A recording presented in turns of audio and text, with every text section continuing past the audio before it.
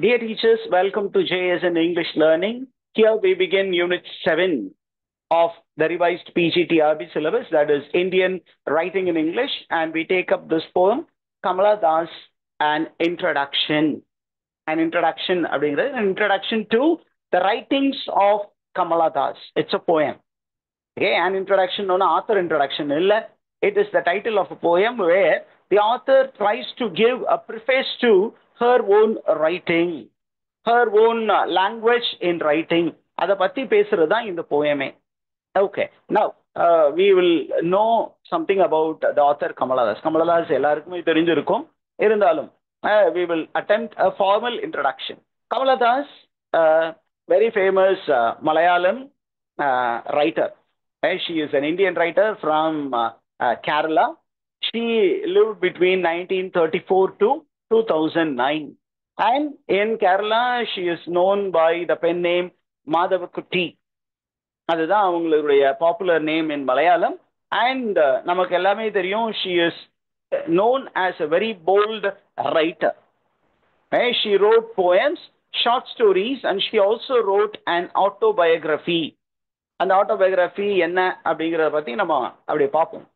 இவங்க எப்படிப்பட்ட ரைட்டர் அப்படின்னா, she is a very straightforward writer, a very bold writer, and she actually kick-started a type of writing which was very popular in the West called confessional poetry in India. Confessional ரொம்ப இன்டிமேட்டான feelings, emotions எல்லாத்தையுமே ஒரு tab அப்படிங்கிற விஷயம் இந்த உலகம் வந்து என்ன சொல்லுதுன்னா, ரொம்ப பர்சனலான விஷயங்களை வெளியில சொல்லக்கூடாது. இன்டிமசி, அந்த மேன் உமன் இன்டிமசியை வெளியில பேசக்கூடாது, because it is consider to be taboo in Indian context. ஆனா இவங்க பாத்தீங்கன்னா ஓப்பனா அவங்களுடைய இன்னர்மோஸ்ட் ஃபீலிங்ஸ், இமோஷன்ஸை பத்தி, particularly taboo topics like sex, sexual feeling, அதை பத்தியெல்லாம் ஓப்பனா போயட்ரியில டிஸ்கஸ் பண்ணக்கூடிய ஒரு ரைட்டர். சரி, இந்த ரைட்டர் எங்கே பிறந்தார் அப்படின்னா, she was born in Kerala. ஏன் அப்படிங்கிறது நம்ம எல்லாருக்குமே தெரியும். And she was born into a literary family அப்படிங்கிற ஒரு விஷயமும் இருக்கு. Is information clear teachers?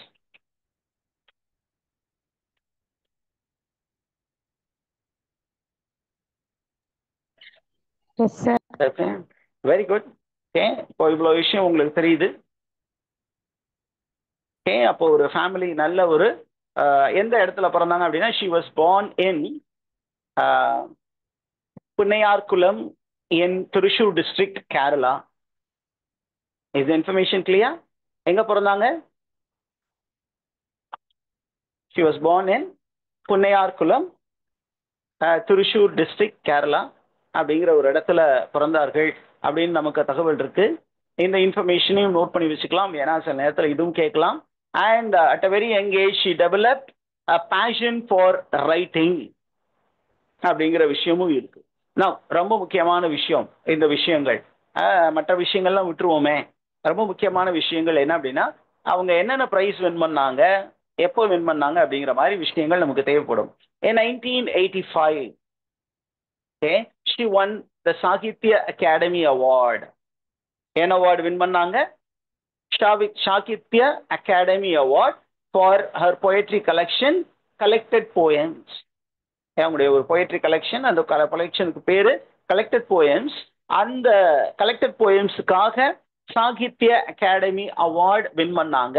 சரி, சாகித்ய அகாடமி அவார்டு யாருக்கு சார் கொடுப்பாங்க அப்படின்னு பார்த்தீங்கன்னா, for regional writings in translation. Regional writing in translation which contributes to the Indian writing.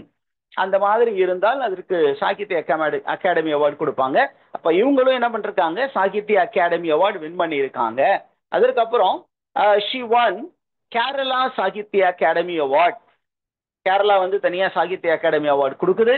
And அந்த அவார்டையும் இவங்க வின் பண்ணியிருக்காங்க. எதுக்கு? தன்னுடைய ஷார்ட் ஸ்டோரி தனப்பு அப்படிங்கிற ஒரு short ஸ்டோரிக்கு in 1968 she won this award. அதற்கப்புறம் she received the Pen Asian Poetry Prize in 1963. Pen Asian Poetry Prize. Pen என்ன teachers? What do you mean by pen? புனை பெயராங்க சார். இல்ல இல்ல இல்ல, அதுனாலதான் கேட்டேன். பென் வந்து புனை பெயர் இல்ல, it's an award. What is that? Pen. Pen International.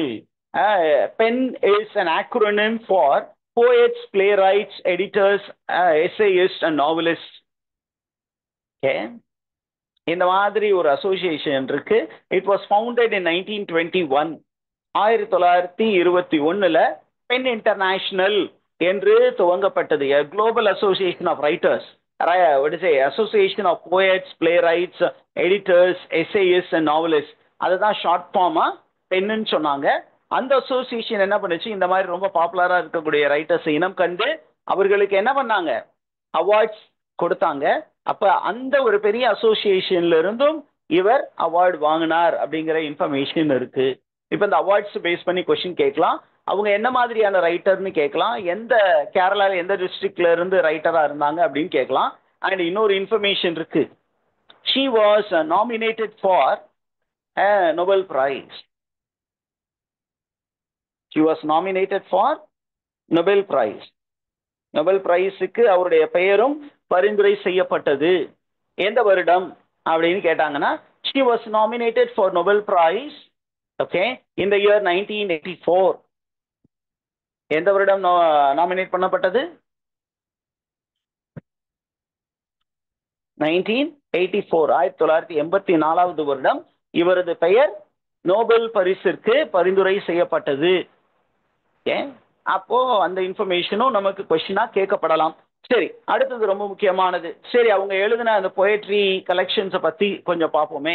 அப்படிங்கும்போது ரொம்ப முக்கியமான பொயட்ரி கலெக்ஷன் என்ன அப்படின்னா, சம்மர் இன் கால்கட்டா அப்படிங்கிற ஒரு பொயட்ரி கலெக்ஷன்.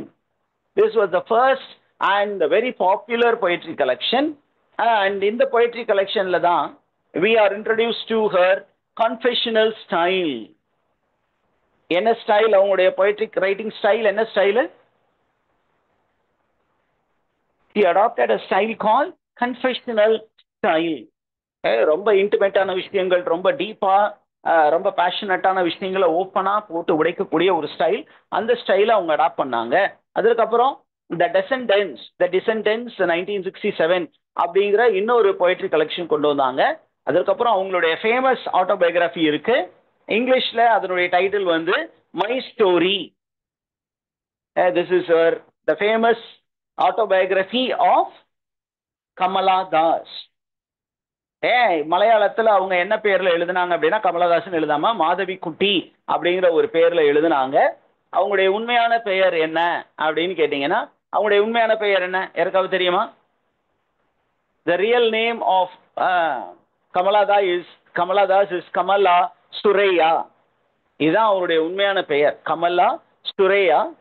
அப்ப இவங்க என்ன பண்ணாங்க, இந்த டேபு டாபிக்ஸ் அப்படின்னு அதெல்லாம் ஒதுக்கி வைக்காம டேபு டாபிக்ஸை நல்லா கையாண்டு மக்கள்கிட்ட ஓப்பனா பேசினாங்க.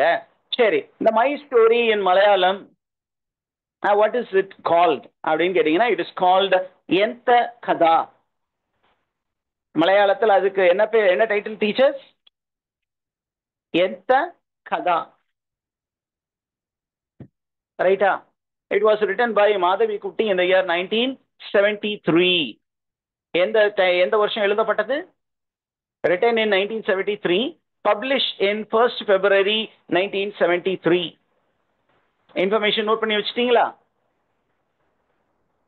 பப்ளிகேஷன் என்னது? February 1, 1973ல இந்த ஒர்க் பப்ளிஷ் பண்ணப்பட்டது கேரளால. ஆனா இங்கிலீஷ்ல எந்த வருஷத்துல பப்ளிஷ் பண்ணப்பட்டது? இந்த மாதிரி பப்ளிகேஷன் டீடைல்ஸ் நம்ம கொஸ்டினா கேட்பாங்க, அதனால கொஞ்சம் இதுல கான்சென்ட்ரேட் பண்ணுங்க.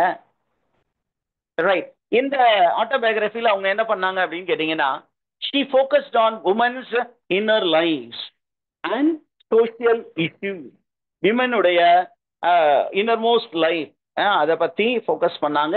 அதே நேரத்தில் what are the issues that women face in the society, இந்த சமூகத்தில் பெண்கள் சந்திக்கக்கூடிய பிரச்சனை என்ன அப்படிங்கிறத அப்படியே எழுதினாங்க. என்ன ஸ்டைல் அடாப்ட் பண்ணாங்க? she adopted confessional style and bold style. யாரை பற்றியும் யோசிக்காம பயப்படாம உள்ள இருக்கிறத வெளியில தூக்கி கொட்டுற ஒரு ஸ்டைல் தான் confessional style. She was a fearless woman. மற்றவங்க எல்லாம் பயந்து நடுங்கி ரொம்ப டீப்பான ஒரு சில டாபிக்ஸை எடுத்து பேசுறத முயற்சி பண்ணாத நேரத்தில் she started writing about love and she was speaking about female longing, female hunger.